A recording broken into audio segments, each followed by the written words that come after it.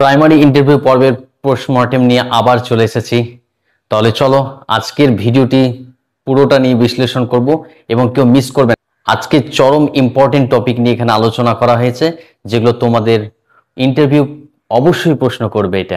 তাহলে চলো প্রথম প্রশ্নটি জেনে নিই। যদি বাড়ি থেকে দূরে পোস্টিং হয় কি করবেন? এই প্রশ্নটা কিন্তু প্রায় সবাইকে করে। এখান থেকে আমার কথা বলার মাধ্যম দিয়ে যেন আরো দু তিনটে প্রশ্ন আমি আদায় করে নিতে পারি, এই জন্য কিছু কথা বলতে হবে। আমার জীবনের মূল লক্ষ্য শিক্ষক হওয়া, এবং আমি জেনে বুঝে এই পদের জন্য আবেদন করেছি। তাই দূরে কিংবা অন্য জেলাতে দিলেও যেতে রাজি। তাই দূরে দিলেও যেতে রাজি এটুকু বললেও হতো, কিন্তু আমি এখানে একটা অন্য জেলার শব্দটা এখানে ইনপুট করেছি। এর মাধ্যম দিয়ে এখানে প্রশ্ন হতে পারে যে অন্য জেলা বলতে আপনি কি বলতে চাইছেন। অর্থাৎ এখানে কিন্তু আপনি বলে দিবেন আমার নিজস্ব জেলার পাশের পার্শ্ববর্তী জেলা কিংবা অন্য কোনো দূরের জেলা। এখান থেকেও কিন্তু একটা প্রশ্ন হতে পারে, হয়তো বলবে যে পশ্চিমবঙ্গে মোট কতটা জেলা আছে, তখন আমাদেরকে বলতে হবে 23টি জেলা, 23টি আছে। আবার যদি বলে সর্বশেষ জেলার নাম কি, তখন বলতে হবে ঝাড়গ্রাম। ঝাড়গ্রাম এটা হচ্ছে আমাদের সর্বশেষ জেলা, ঝাড়গ্রাম এটা হচ্ছে শেষ জেলা। এই প্রশ্নগুলো অবশ্যই জেনে রাখুন। আচ্ছা, এবং আপনি কিন্তু অবশ্যই আপনার নিজস্ব যে জেলাটা আছে, এটা নিজস্ব জেলা, সেই জেলার উত্তরে অর্থাৎ নর্থে এবং সাউথে এবং ইস্টে এবং ওয়েস্টে প্রত্যেকটা কোন জেলাগুলো অবস্থান করছে এবং আপনার যেটা প্রতিবেশী জেলা যেটাকে আমরা বলি, সেটা কিন্তু অবশ্যই জেনে রাখবেন। যেমন আমি যদি মুর্শিদাবাদের ক্ষেত্রে বলি, আমাদের যেমন মুর্শিদাবাদের ক্ষেত্রে আমার কিন্তু অবশ্যই পূর্ব দিকে বাংলাদেশ রয়েছে, এবং যেসব জেলার পার্শ্ববর্তী হিসেবে বাংলাদেশ রয়েছে, কিন্তু তারা একটু মনে রাখবে বাংলাদেশ থেকে কিন্তু হয়তো প্রশ্ন করে বাংলাদেশ কবে স্বাধীন হয়েছিল, তখন আমরা বলবো 1971 সালে 26শে মার্চ। এটা কিন্তু আমরা অবশ্যই বলে দেব 26শে মার্চ, এবং সেটা ছিল কিন্তু অবশ্যই শুক্রবার। এটা কিন্তু একটু মনে রাখতে হবে। এবং আমাদের 1947 সালে যেটা আমাদের ভারত স্বাধীন হয় 15 আগস্ট, সেটাও কিন্তু অবশ্যই শুক্রবার ছিল। এটা কিন্তু অবশ্যই জেনে রাখবেন এবং নোট করে নিন। এটা কিন্তু গুরুত্বপূর্ণ প্রশ্ন। এবং আপনার বাড়ির পাশ দিয়ে বা আপনার জেলার মধ্যে দিয়ে কোন নদীগুলো বিশেষ করে প্রবাহিত হয়েছে, এটা কিন্তু অবশ্যই জেনে রাখতে হবে। যেমন আমাদের গঙ্গা নদী গেছে বাড়ির পাশ দিয়ে, বা ভাগীরথী নদী গেছে, কেউ কেউ বলে ভাগীরথী, কেউ বলে গঙ্গা। তো গঙ্গা যেমন পূর্বের নাম কি ছিল, জাহ্নবী। এবং এই গঙ্গা নদী বা ভাগীরথী কতদূর পর্যন্ত কতদূর বিস্তৃত হয়েছে, এগুলো নিয়ে আমি আরেকটি অন্য ভিডিও আমি আলোচনা করব। কিন্তু যেহেতু এটা জেলা নিয়ে প্রশ্ন গেছে, তাই কিন্তু এই সবগুলো কিন্তু এখানে জেনে রাখতে হবে। আপনার উত্তরে, পশ্চিমে, পূর্বে বাংলাদেশ কত সালে হয় এবং পশ্চিমবঙ্গে কয়টি জেলা আছে। আরেকটি এখানে প্রশ্ন গুরুত্বপূর্ণ রয়ে গেছে, 1947 সালে যখন আমার ভারত স্বাধীন হয়, তখন কিন্তু পশ্চিমবঙ্গের মোট জেলা ছিল 10টি। সেই সময় কিন্তু এটা মনে রাখতে হবে, 10টি জেলা ছিল। এখানে লিখে দিলাম। তারপরে সব ভাঙতে ভাঙতে ভাঙতে এই যে ঝাড়গ্রাম যেসব জেলাগুলো এসেছে, এগুলো সব 2017 সালে। হ্যাঁ, 2017 সালে শেষ তারিখ হিসেবে যেটা সর্বশেষ বা কনিষ্ঠ জেলা বলা হয়, তাকে কিন্তু এটা হচ্ছে ঝাড়গ্রাম। আশা করি বুঝতে পেরেছো। তাহলে চলো পরের গুরুত্বপূর্ণ প্রশ্নটি আলোচনা করি। ধরুন আপনি টিফিন নিয়ে যাননি, মিড ডে মিল খাবেন না, এরকম কিন্তু সচরাচর প্রশ্ন করে। তাহলে আমরা বলবো, প্রথমেই বলি, স্যারকে একদম নম্রভাবে বলবেন, প্রথমেই বলি আমি প্রতিদিন টিফিন নিয়ে যাওয়ার চেষ্টা করব। যদি আমার টিফিন নিয়ে যেতে ভুল হয়, তবে বাচ্চাদের মিড ডে মিল, এখান থেকে প্রশ্ন অনেকগুলো হবে, আমরা আলোচনা করব। মিড ডে মিল বন্টন করার পর যদি খাবার বেঁচে যায়, তবে অনুমতি নিয়ে খাবো। এই যে মিড ডে মিল শব্দটা আমরা কিন্তু এখানে ব্যবহার করেছি, মিড ডে মিল থেকে অনেকগুলো আমাদেরকে প্রশ্ন ছুড়ে দেবে, যে মিড ডে মিল কত সালে হয়, মিড ডে মিলের জনক কে, মিড ডে মিল থেকে কি কি উপকার হয়, বিভিন্ন প্রশ্নগুলো। তাহলে চলো এক এক করে আমরা কিন্তু আজকে এগুলোকে পোস্টমর্টেম করে নিই। মিড ডে মিল শব্দটা যেটাকে আমাদের প্রশ্ন হতে পারে যে এটা জনক কে। জনক হচ্ছে 1960 সালে, 1960 সালে আমাদের তামিলনাড়ুর যিনি মুখ্যমন্ত্রী ছিলেন, তামিলনাড়ু, তিনি হচ্ছেন কে কামরাজ। কে কামরাজ তিনি কিন্তু এটার জনক, অর্থাৎ তিনি প্রথম তৈরি করেছিলেন। তারপরে হচ্ছে আমাদের ভারতে 1995 সালে, ভারতে 1995 সালে 15ই আগস্ট এটা কিন্তু চালু করা হয়। এই যে মিড ডে মিলটা চালু হয়েছিল, এই মিড ডে মিল চালু হওয়ার পরবর্তী নাম যেটা 2021-এ পাল্টে যায়, পাল্টে গিয়ে হয় PM পোষণ, PM পোষণ। এবং বর্তমানে এই মিড ডে মিল থেকে আমাদের ছাত্রদের পেছনে 6 টাকা 78 পয়সা দেওয়া হচ্ছে বর্তমানে পয়সা। তার মধ্যে কিন্তু একটু জেনে রাখবেন, রাজ্য এবং কেন্দ্র দুজন মিলেই দেয়। কেন্দ্র দেয় 4 টাকা 7 পয়সা, আর রাজ্য দিচ্ছে 2 টাকা 71 পয়সা। এটা কিন্তু একটু জেনে রাখতে হবে। আমি একটু উল্টো করে লিখে ফেলেছি, এটা পয়সা লিখে দিই, তার মানে হয়ে যাচ্ছে 6 টাকা 78 পয়সা। একটু দ্রুত লিখছি। আপাতত এটা বোঝা গেছে। আবার এখানে কিন্তু একটা প্রশ্ন হতে পারে, অনুমতি কেন নেবেন বাচ্চাদের কাছ থেকে?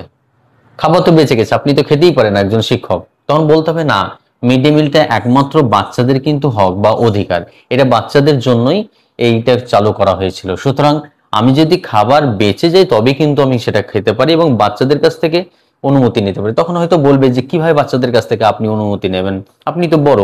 তখন এই কথা বলবো যে, বাচ্চাদের দিকে তাকিয়ে আমি কিন্তু বলবো যে আমার খুব খিদে পেয়েছে, তোমাদের তো খাবার বেঁচে গেছে, আমি কি তোমাদের কাছ থেকে খাবো? অবশ্যই বাচ্চারা কিন্তু আমাকে সাপোর্ট করবে এবং বলবে স্যার খেতে পারেন। তখনই কিন্তু আমি এইভাবে অনুমতি চেয়ে নিয়ে খাবারটা খেতে পারি। এখান থেকে আরেকটি প্রশ্ন হতে পারে, মিড ডে মিল করার ফলে কি কি উপকার হয়েছে?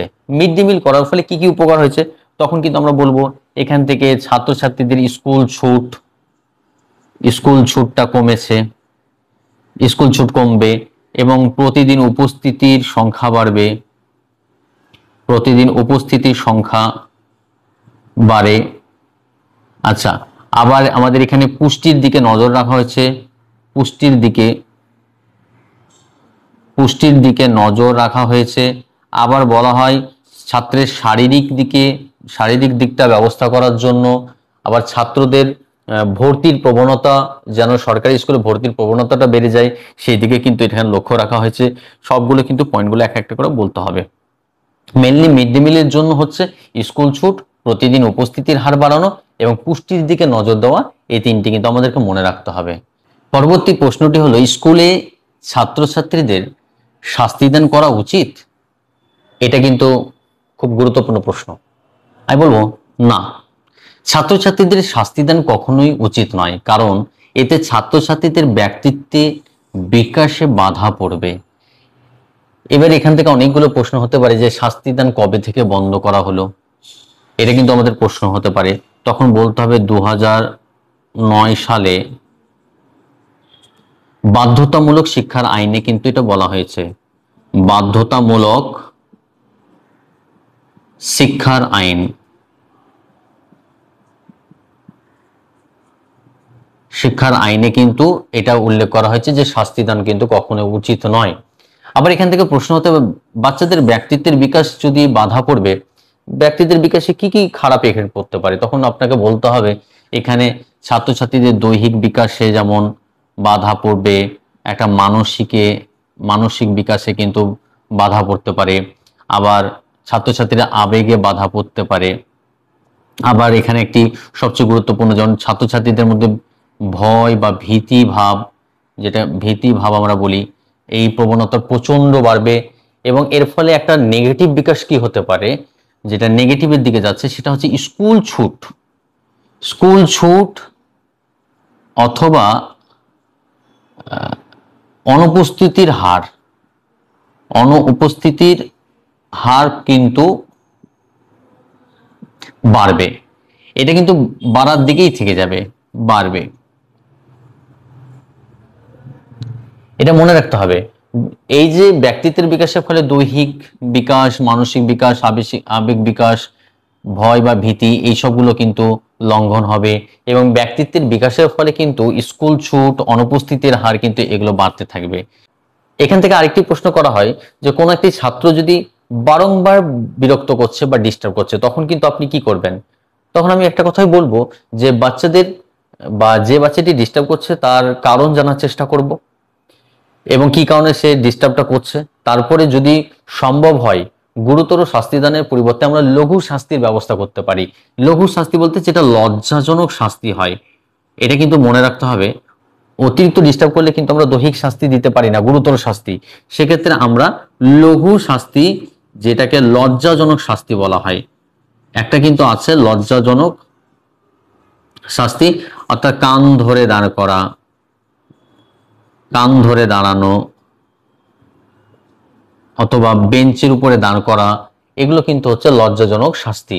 তাহলে বাচ্চাদেরকে কিন্তু দৈহিক শাস্তি, যেটাকে গুরুতর শাস্তি হিসেবে উল্লেখ করা হয়েছে 2009 সালের বাধ্যতামূলক শিক্ষার আইনে, সেখানে কিন্তু লঘু শাস্তির কথাটা আমরা উল্লেখ করতে পারি।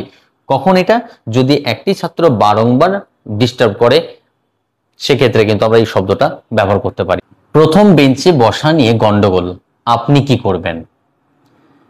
আমি উত্তর দেব এইভাবে, যারা গন্ডগোল করছে তাদের মধ্যে যে উচ্চতায় বড় তাকে পেছনে এবং উচ্চতায় ছোট তাকে আগে বসতে দেব।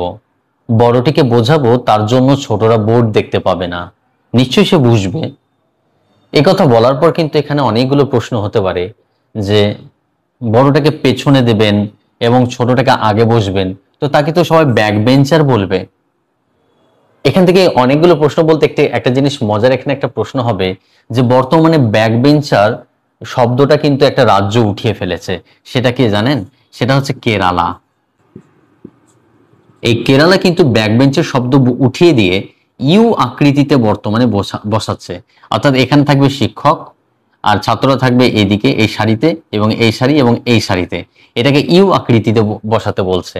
তার কারণ এটা একটা মালয়ালম সিনেমা হয় 2024 সালে, মালয়ালম সিনেমা হয়। সেই সিনেমাটা হচ্ছে স্নানার্থী শ্রীকুট্টম, স্নানার্থী শ্রীকুট্টম, এই শব্দটা মনে রাখতে হবে। এই স্নানার্থী শ্রীকুট্টম 2024 সালে কিন্তু এটা রিলিজ হয়। এই সিনেমা দেখে কিন্তু এই ছাত্রছাত্রীদের এই ইউ আকৃতি বসা দেখে কিন্তু কেরালা সরকার অনুপ্রাণিত হয়েছিল সেই সিনেমা থেকে। তারপর থেকে কিন্তু ছাত্রছাত্রীদেরকে কেরালা ইউ আকৃতিতে বসাচ্ছে, তার কারণ এখানে কিন্তু কেউ ব্যাক বেঞ্চার হিসেবে থাকবে না। এখান থেকে কিন্তু প্রশ্ন হতে পারে যে বর্তমানে আপনি সেটাকে ছাত্রছাত্রীদের গন্ডগোল বেঁধেই যাচ্ছে যে আমি আগে বসবো, সেক্ষেত্রে আপনি কি করতে পারেন? তখন কেরালায় কিন্তু এই নির্দিষ্ট উদাহরণটা দিতে পারি, আমাদের রাজ্যে কিন্তু এখনো চালু হয়নি, সেক্ষেত্রে বলতে পারি সেক্ষেত্রে এটি করা যেতে পারে।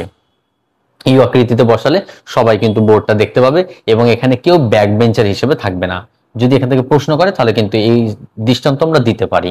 যদি বলি ইউ আকৃতিতে বসে কি সুবিধা হবে, তখন কিন্তু আমরা বলতে পারবো যে প্রথম সারির বেঞ্চে যারা বসে এবং শেষ সারির বেঞ্চে যারা বসে তাদের মধ্যে কিন্তু বৈষম্যটা আর থাকবে না। এটা কিন্তু ইউ আকৃতিতে বসার একটা সুবিধা। তাহলে চলো নেক্সট প্রশ্ন। শিশু বলতে কাকে বলে এবং কাদের বোঝায় বা কাদের বোঝায়? আমরা কিন্তু উত্তর দেব 45 নং ধারাতে 14 বছরের মধ্যে অবস্থিতদের শিশু বোঝায়, অর্থাৎ যারা 14 বছর অবধি আছে তাদেরকে কিন্তু আমরা সংবিধানের ধারা অনুযায়ী শিশু বলতে পারি। তোমাদের ভিডিওটি কেমন লাগলো অবশ্যই কমেন্ট বক্সে কমেন্ট করে জানাবে এবং সাবস্ক্রাইব করে রাখবে পরবর্তী ইন্টারভিউ প্রশ্ন পর্ব পেতে।